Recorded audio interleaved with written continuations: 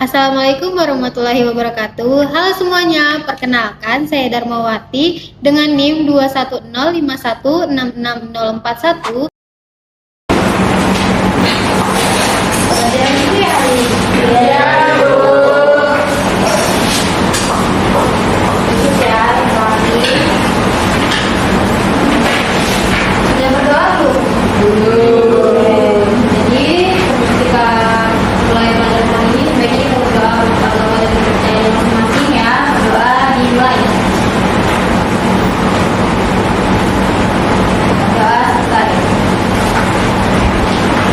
Anak-anak semuanya pada hadir nggak hari ini? Hadir. Ya. Kalian sudah siap belajar? Sudah. Semuanya pada puasa nggak ini? Puasa. Dari Ezra ya? Ya bagus. Kelihatannya masih ada yang mau lemes ya, karena mungkin faktor puasa kali ya. Mungkin karena lemes jadi kurang semangat. Jadi karena kalian ini kurang semangat, gimana kalau kita tepuk semangat dulu? Mau? Mau. Nah, jadi tepuk semangatnya gini, tepuk semangat. Semangat. Semangat. Gitu ya? Bisa? Bisa. Oke, kita mulai. Tepuk semangat. Semangat. Semangat ya. Jadi anak-anak kita itu harus semangat dalam belajar dan harus giat dalam belajar. Jadi di sini siapa yang mau jadi orang sukses? Saya. Pasti semua mau jadi orang yang sukses. Jadi kalau kita mau jadi orang yang sukses itu kita harus semangat dalam belajar, giat dalam belajar. Kalau kita hanya bermalas-malasan, tidak bisa jadi orang yang sukses. Jadi kita harus semangat dalam belajar. Betul sekali. Nah, jadi untuk pembelajaran hari ini, sebelumnya Ibu mau bertanya, masih ada yang ingat mengenai materi minggu lalu? Ya, Desi juga nih. Minggu lalu mempelajari tentang corak kehidupan masyarakat masa praksar ya. Iya, betul sekali. Nah, jadi minggu lalu kita itu telah mempelajari materi corak kehidupan masyarakat masa praksara ya anak-anak. Nah, Ibu mau bertanya, ada yang masih ingat nggak bagaimana kehidupan masyarakat pada masa praksara? Yang tahu boleh angkat tangan? Ya, Sri. Ramadan Ibu. Ramadan artinya itu? Iya, betul sekali. Beri tepuk tangan kepada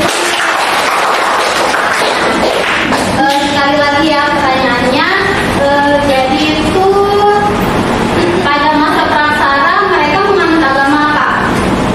Ya, Renita? Mereka menganut agama animisme, dinamisme, dan modernisme. Ya, betul sekali ya yang dikatakan oleh Renita. Kita beri tepuk tangan dulu. Nah, jadi anak-anak, karena kalian masih mengingat dan mengerti mengenai materi minggu lalu itu masih berkaitan ya dengan materi yang ingin Ibu sampaikan pada hari ini. Sebelumnya Ibu akan menyebutkan atau menjelaskan dulu tujuan pembelajaran kita hari ini. Jadi peserta didik itu mengidentifikasi hasil-hasil kebudayaan pada masa praksara. Contohnya pada masa megalitikum, mesolitikum, neolitikum, paleolitikum, dan masa perdakian. Gitu ya, sudah mengerti? Membahas materi hari ini, perhatikan gambar di depan ya. Nah, gambar yang pertama itu gambar apa? Ulekan, usung, ya ulekan, usung, terus cobekan. Terus yang gambar kedua itu gambar apa? Patung, ya betul ya anak. Nah, untuk gambar yang pertama itu kalian pernah menggunakan nggak? Pernah. Ya, pasti kalian pernah menggunakan di rumah. Untuk gambar yang kedua itu gambar patung. Kalian tahu nggak limpahan. Jadi ya betul dicetak. Nah, untuk gambar kedua ini itu akan berhubungan dengan materi yang akan kita bahas pada hari ini. Jadi materinya yaitu hasil kebudayaan zaman batu dan zaman logam di Indonesia atau zaman praaksara. Nah, yang pertama kita akan membahas zaman batu.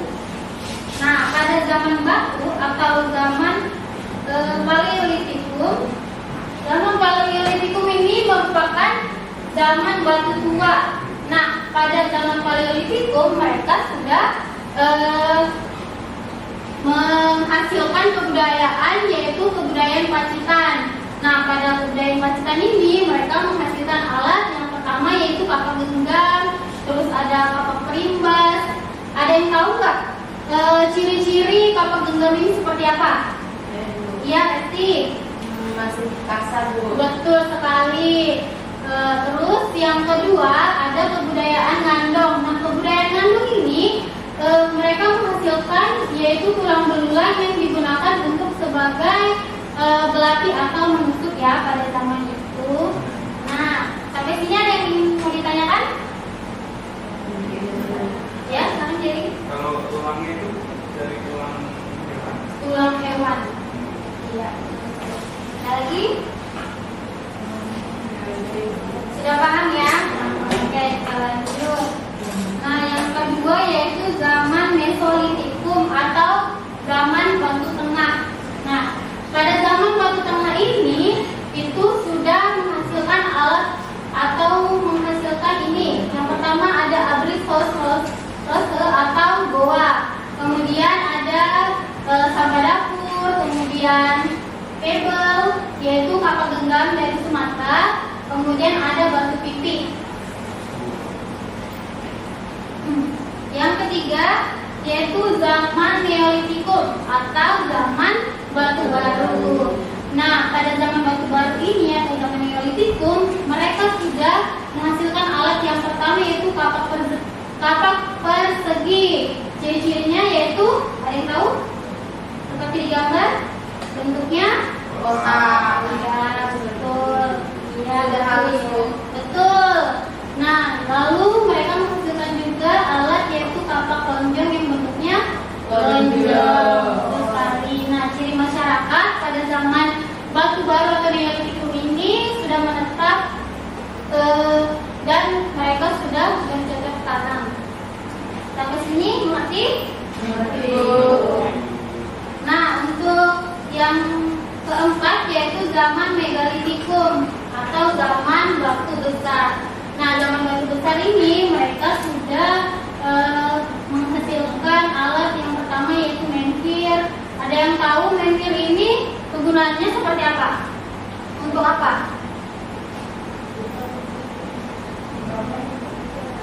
Yang tahu? Iya, bisa. Lalu yang kedua yaitu dolmen. Nah, dolmen ini kegunaannya ada yang tahu? Meja persembahan, Bu. Betul sekali, Resti ya. Nah, untuk yang ketiga yaitu sarkofagus. Ada yang tahu sarkofagus? Tempat makam ya, betul ya, Tri ya.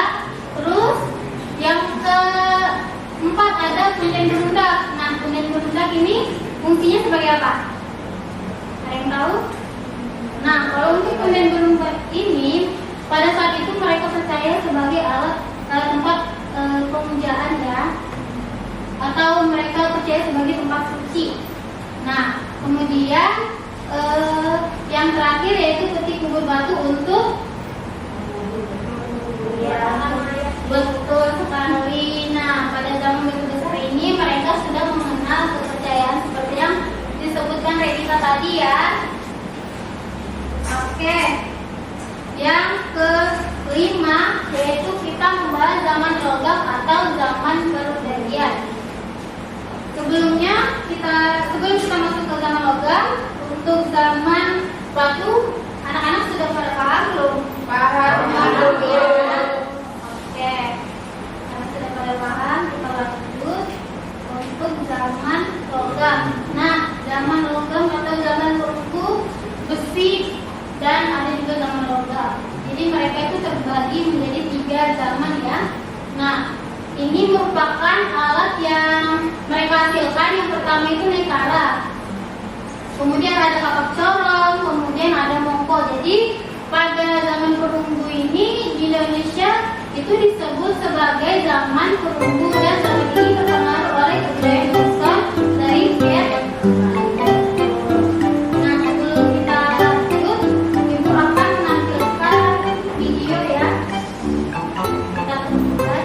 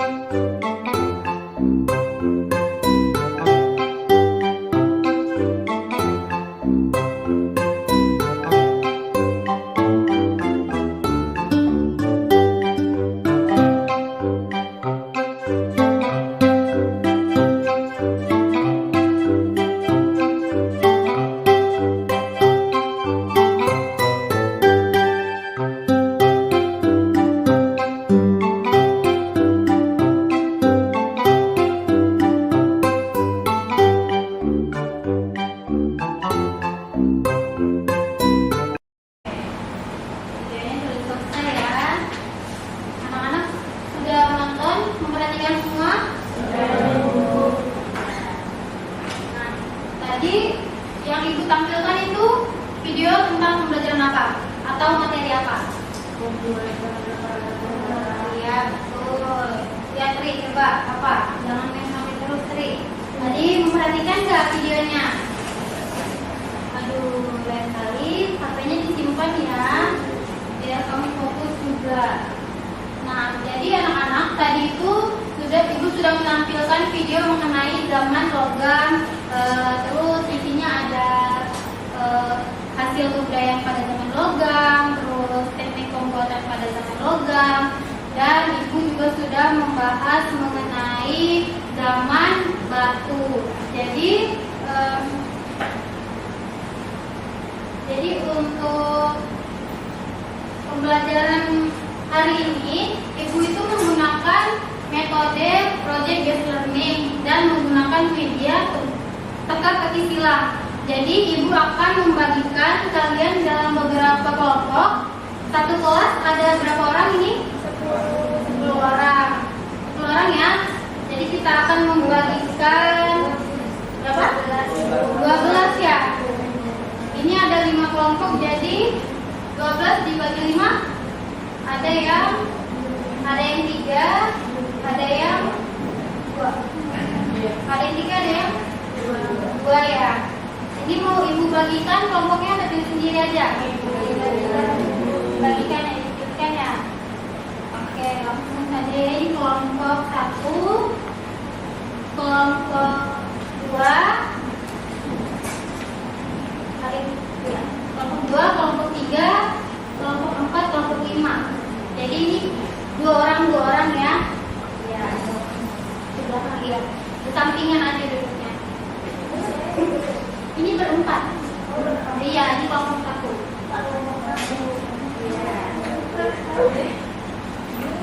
Atau bersampingan aja ya, enaknya ya. Dua. Boleh?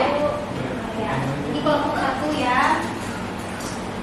Kelompok 2 sama nanti. Kelompok 3. Kelompok 4. Ini kelompok 5. Nah, jadi sebelum mengerjakan teka-teki silangnya, Ibu sudah membagikan. Ayo diperhatikan anak-anak.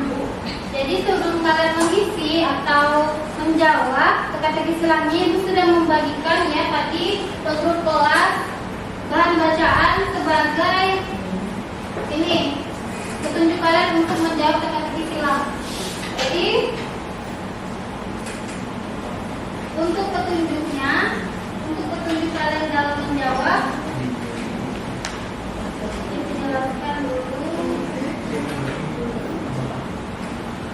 jelaskan dulu ya. Yang pertama, isikan jawaban pada kolom TTS itu dengan benar.